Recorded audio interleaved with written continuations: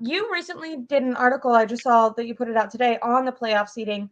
Can you explain to people how that works? Like, if the 49ers win this game, that doesn't mean that they have the number 1 seed, right? I know No, the answer, but you no, don't know? because when the Eagles be 10-2, the Niners be 8-3 or Yeah. something like that. Yeah. So, or 9-3, They're 8 whatever and it be. 3. 8 and 3 right now. Yeah. So, yeah, because then that's why you have to beat them now, because you own that head to head, and then you got to pray to God the Cowboys beat them. Which there's a chance. I'll give the Cowboys a decent chance, because that's going to be what, in Dallas, right? I believe it's going to be in Dallas. And it's not like the Cowboys Eagles really are got like beat up.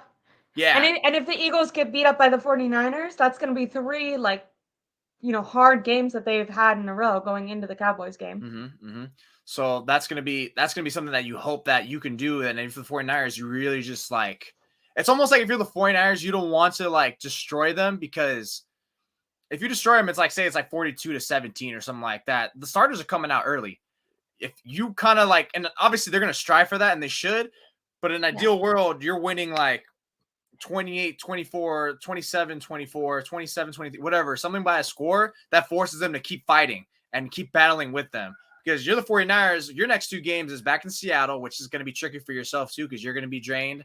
And what's that thing, like I always said, about you put yourself on this mental high going into this game, which is the Eagles, that I wouldn't be shocked if they lose this Seattle, especially like the come down is ridiculous. But anyways, so yeah, you win this game. Now at that point, okay, Dallas, you're all Dallas fans at that point, because I think the Eagles could possibly win out. They could be like a 2-loss team. But then again, if you're the 49ers, you can't lose. This only works if you can't lose. You have to win out the rest of the way and hope that you win, hope the Cowboys win, and maybe one more loss to secure things in case you lose, because you want that head-to-head. So pretty much at that point, if you're the same record, you're good. But it's tough, because you have the Seahawks. You're coming off a game where it's gonna most likely be taxing on yourself in every facet and energy, physically and mentally, to go home against the Seattle, and then Cardinals with Kyler Murray on the road. Kyler Murray always gives you fits. They're the one team that only gives you fits the last 3 years out of everyone in the division because of him. And then Monday night against the Baltimore Ravens, who are obviously the second best team, I'd say, in the AFC, if not the best team. So it's very hard when you start looking at the bigger picture. This is why I kind of like give the 49ers like a very small chance that they're getting. I think the 1 seed was pretty much wrapped up once the Bills lost that game. They needed to lose that. They needed the Buffalo to win that game. Once I was like, you know what, dude?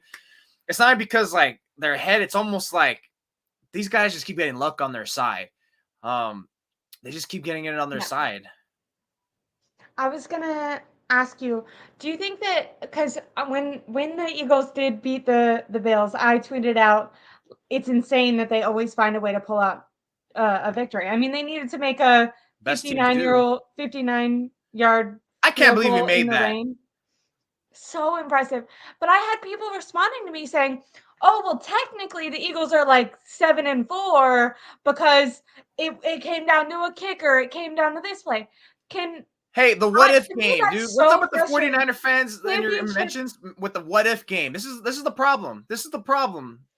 You know, it's like, and this is why I hate that Debo kept, I mean, I get it. He was asked it, but this is why I kind of hate the harping on it, because now it's like, if the players are saying it, of course the fans are going to say it. So them saying like, well, they're 7-4 is the stupidest thing ever. Like, this is a results-based business, you know? Now, if you're talking about, the only way that logic makes sense, if you're talking about the Steelers who've been outgained like 1,000 yards in like 4 of their wins or something like that. But anyways, like, no, like the reason why they're getting away with it, which the reason why they're in those tough situations is part of Jalen's turnovers, right? But they have the defense that's elite enough to make those high impactful moments to stonewall offenses, and then out of nowhere, like Jalen Hurts will just pull an amazing 2 to 4 touchdown drives out of his behind, and all of a sudden it's like, wow, it's like they can play bad for a portion of the game, but all of a sudden like 3 consecutive drives are just amazing for them. Like that's how good they are. That they don't need to play an A+ game for 4 quarters. They can play bad for a quarter, or even a half, and still look good. I mean, we just saw it against a really good team in the Bills. You know, Josh Allen played probably one of the best games of his career, and then sure enough, it's just like they just came through it. Now, they might not be get away with that when they play the 49ers, right? Because the 49ers are definitely more well-rounded and buttoned up. And right now they're clicking. So that's when it's suddenly like, okay, now let's see if that luck and let's see if that like we're good enough not to play 4 quarters comes through. Do you think that the 49ers defense, when playing at their best, because I know we've obviously seen them go through slumps and down moments, but since coming off the bye week and with the addition of Chase Young, surprisingly enough, with the addition of Ambry Thomas, I think he gave up like less than 28 yards Chase Young's last third game. time playing the Eagles this year too. There you go. But yeah, Charvarius Ward, I felt like had his best game against the Seahawks. Do you think that the 49ers defense is the best defense that the Eagles have faced this year so far? Or do you Ooh, think maybe it's that Jets game? They did lose to the Jets. And we know that it wasn't because of the Jets offense. yeah, no, probably in that game specifically, that was probably like the best defensive performance they faced. But since then, it's probably going to be the 49ers. And I think honestly, the key to this game is not offense. I mean, again, protect the ball if you're Brock Purdy, McCaffrey, Debo, Ayuk, whatever. That's gonna be my number one thing for the offense more than anything, more than successful handoffs, running game. Because I personally think what's going to win this game for the 49ers is their defense. I'm looking at the defense that's circled because honestly, in that NFC Championship game, their defense played incredibly well considering they were on the field so much constantly because the offense couldn't sustain drives outside of like that one magical Christian McCaffrey drive. The third quarter that they started. Pretty much it wasn't until like halfway through towards the end of that third quarter that I realized like, okay, now the floodgates are open, which is incredible because remember, Brock Purdy was out for the beginning of the game basically. And you pretty much told me like for almost 3 quarters, you held on significantly well. My goodness. So personally, I think there's still going to be a nice tight-knit group that's going to give the Eagles a bunch of problems. It's really the run game where I'm kind of scared of with DeAndre Swift because he's a much better runner of the football than Miles Sanders was. And maybe like with Hurts' running game, I think that's really where they're going to struggle the most with because I do think their corners do match up relatively well, especially right now, the way they're playing so high right now, dude. Ever since outside the bye week, they've just been soaring, everyone. So, yeah, I remember last week we talked about Jair Brown. Like, I think the Eagles are going to try to, like, isolate him. You know, they can put Smith and A.J. Brown in the slot and try to see if, like, okay, let's see where this guy is going, identify coverages, and attack him. So I think that's where it's going to be tough in this game for him specifically. But, yeah, I think this key thing is going to come down to that defense. So I think the Eagles are going to find some fits. Do you have anything really quick when I'm looking at the comments? This isn't the only person. It's just one of the comments that has said something like this. But there's been a lot of talks about the refs helping the Eagles.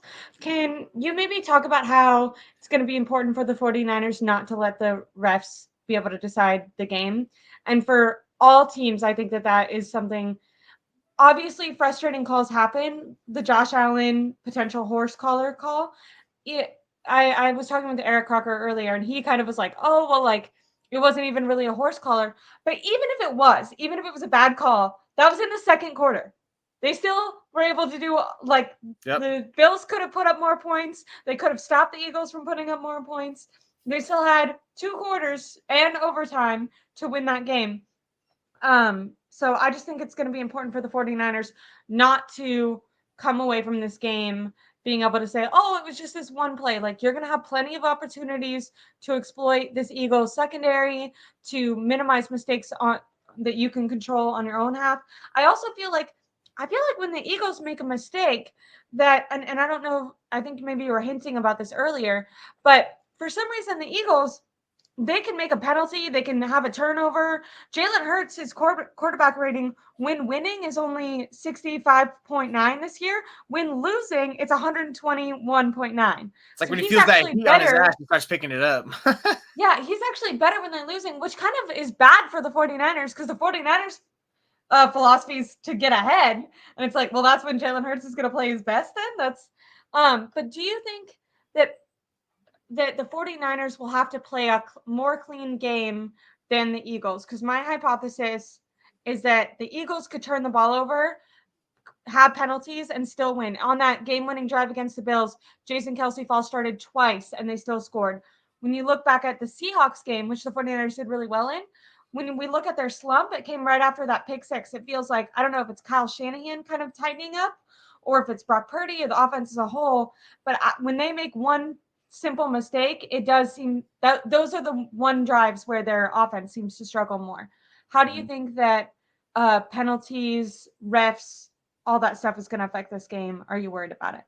Yeah, the margin for error is slim at most for the 49ers, and especially because, like you said, like the Eagles do show to be well. Like if they're in the deficit, the trailing, like they don't fret, And I think that's part of Jalen Hurts' game, though. Like you see the way like the kicker scores the field goal. I think they showed a clip. He's just like unfazed by it when they get to overtime. And then even when he scores a touchdown, he's just like shrugging his shoulders, just like you already know, like it's game time. Like he's so emotionally checked that it's like killer instinct. It's almost like Kobe Bryant-esque as much as I'm wearing this like his low to him that There you he just go. has that. There It's you like, go. no, dude, it's like job ain't finished. We're going for it. So yeah, the 49ers, I mean, like you said, like you mentioned the Seahawks game, like the only reason why the Seahawks were really in it for that third quarter is because of that Brock Purdy pick six. And then because of that, it forces Kyle Shannon to stop trusting him. Because notice how the passing really took a dip like for like half a quarter after that. But I think it wasn't just the pick six. It was kind of like there were several throws. Even the one before that, I think he was throwing the passes To high. Debo is high. Yeah. So it was like, dude, what's up with this guy? Why does he have like, why does he have like lemon in his eye or something like that? He's like throwing like ridiculous passes right now. Because first quarter he was solid, wasn't impressive, and then after that, it's like, he was just a guy in the second quarter. I mean, in the second half. So that's where it's like, Purdy, make sure you're like on it for the most part, because this is a game that I know Kyle Shanahan wants because they know playoff seeding. I know they always say, like, the reporters are going to ask him, like, playoff seeding implications. He's like, oh, we're not worried about that. And it's like, no, but like, you're not worried about that, but and you know the importance of this game. And the same thing that you mentioned about 5 minutes ago, like the 49ers need it not only for playoff seeding, but for that mental aspect as well. It's like, hey, we know we can go there and beat them. That says something. That you can have that mental edge to be like, okay, we got this, like we're good. So it's pretty much everything that comes into play here. So yeah, margin for error in terms of penalties, turnovers, like relax. That's why in the offseason, that's why in the offense, I really think I think they're gonna do their job. Just be okay with do not mess up with penalties. Do not mess up with so many stall drives, specifically with turnovers, because I think your defense is gonna be the one that's gonna do you guys some solids. It's gonna be like, hey, you score 24, you guys are good. It feels like almost like, because I feel like it's going to be like a 24-20 game or 24-21 game almost. So you're predicting a little lower scoring. Yeah. I've been seeing a lot of, I mean, there's some fans that are saying like 34-17 Niners. There's earlier in Croc's channel, a lot of people are saying that. I think it's going to be a close game, but I could see it being higher scoring potentially. If it's lower scoring, I see that working out for the 49ers better, because that, in my opinion, means their defense is doing what it needs to do. I think if it's a higher scoring, you can see the Eagles pulling that out in the end. Really quick before we go to maybe game plans